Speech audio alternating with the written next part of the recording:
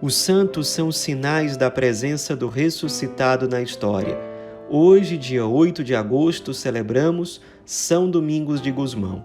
Nosso santo de hoje é espanhol, nascido na pequena cidade de Caleruega, no dia 24 de junho de 1170.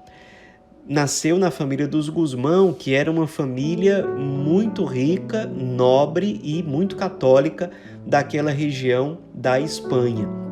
Sua mãe era muito católica, especialmente, e ela escolheu o nome do filho em homenagem a um outro santo, chamado São Domingos de Silos. Durante a gravidez, ela inclusive fez uma novena dedicada a esse santo, e no 7º dia dessa novena, esse santo, São Domingos de Silos, apareceu para ela dizendo que aquela criança iria se tornar um santo. Uma outra ocasião marcante foi quando ela teve um sonho em que um cachorro vinha com uma tocha na boca.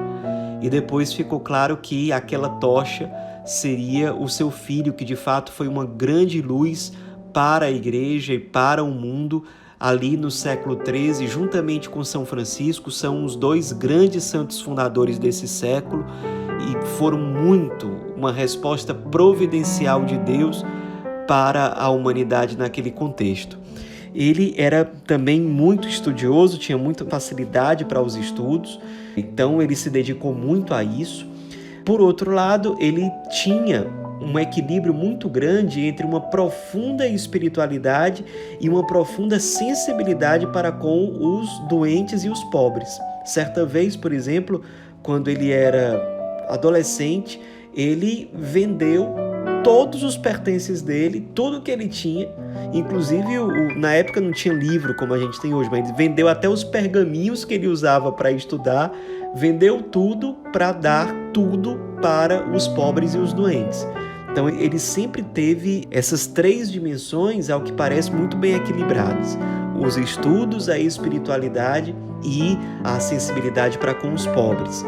Já na juventude também ele se sentiu chamado ao sacerdócio e seguiu realmente esse caminho. Com menos de 30 anos de idade, ele já era padre e foi muito motivado a isso pelo bispo de Osma, que ficou muito próximo a ele, e ele passou a acompanhar esse bispo em vários lugares. E certa vez, viajando ao sul da França com esse bispo, ele ficou negativamente impressionado como o cristianismo estava sendo desvirtuado naquela região, principalmente por conta da atuação dos cátaros ou albigenses, que era uma heresia muito comum naquele tempo e que foi muito combatida tanto pelos dominicanos, que iriam surgir depois, como também pelos franciscanos. Ele ficou muito incomodado com aquilo. Ali Deus realmente falou muito fortemente a ele que era preciso evangelizar, era preciso pregar, era preciso levar as pessoas de volta ao caminho correto, o caminho da salvação. O Papa da época fica sabendo disso, o Papa Inocêncio III, o mesmo que iria acolher São Francisco, envia São Domingos para fazer missão ali exatamente no sul da França, junto com outro sacerdote chamado Diego de Acebert. Durante a viagem para a França, porém, esse padre Diego morre, e aí São Domingos vai fazer missão sozinho. Porém, ele ali muito ungido, fez pregações sozinho ali por aquela região, e aquilo rendeu muitos frutos. Realmente combateu as mentiras que eram disseminadas pela heresia cátara e pela pregação da palavra, pelo seu testemunho de vida, um homem muito virtuoso, muito pobre, muito despojado, muito sábio. Com tudo isso, ele conseguiu realmente render muitos frutos na evangelização ali. Só que ele foi sentindo que era preciso mais, e Deus o chamava a mais.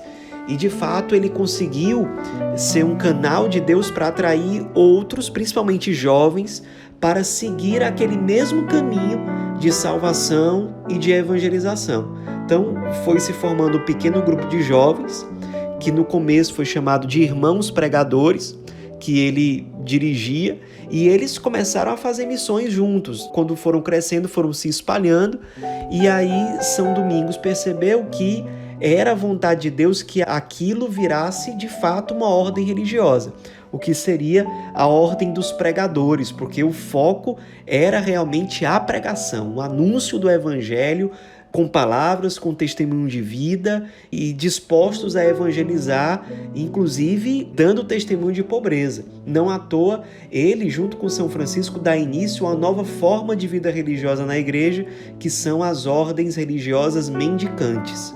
A diferença é que a ordem mendicante de São Domingos investia muito mais nos estudos. Por exemplo, São Domingos uma vez direcionou a sua ordem, a ordem dos pregadores, que depois ficou chamada de dominicanos, orientou os dominicanos a fundarem casas de missão ao lado de cada universidade da Europa. Então eles começaram a fazer isso, para que aqueles jovens estudantes fossem atraídos e se tornassem membros daquela ordem. Uma ordem que depois, já no século XIII, deu de fato muitos santos e doutores para a igreja, inclusive. Santo Tomás de Aquino, Santo Alberto Magno, São Vicente Ferrer, Santa Catarina de Sena e tantos outros.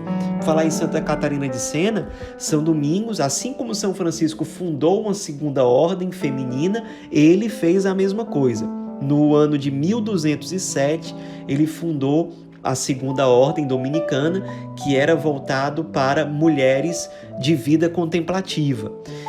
Certa vez, inclusive, quando ele estava rezando na igreja desse mosteiro feminino, Nossa Senhora apareceu para ele, apresentando o rosário e pedindo a ele que ele e a sua ordem religiosa disseminassem o amor, a piedade, a devoção à Santíssima Virgem por meio do Santo Rosário. E de fato ele foi muito obediente em relação a isso. Os seus frades levaram isso a sério e eles passaram a ser conhecidos, inclusive, como os grandes divulgadores do Santo Rosário. O carisma e a espiritualidade dos dominicanos é muito marcada pelas seguintes características fundamentais. Uma espiritualidade sacerdotal, no caso da primeira ordem, que são os homens. Uma espiritualidade sacerdotal com profunda formação teológica, um grande devotamento à igreja, às suas necessidades, à comunhão com o Papa. Também um grande comprometimento com a salvação das almas, o culto da verdade, levar a salvação das almas, mostrando a verdade para as pessoas. Também uma vida comunitária como meio ascético de santificação, inclusive para o maior desempenho da missão. Uma espiritualidade apostólica baseada principalmente na pregação. Por isso, os frades dominicanos eles estudavam muito, tinham uma formação muito intensa, muito profunda, para que se tornassem realmente grandes pregadores. A ordem foi crescendo, São Domingos em vida.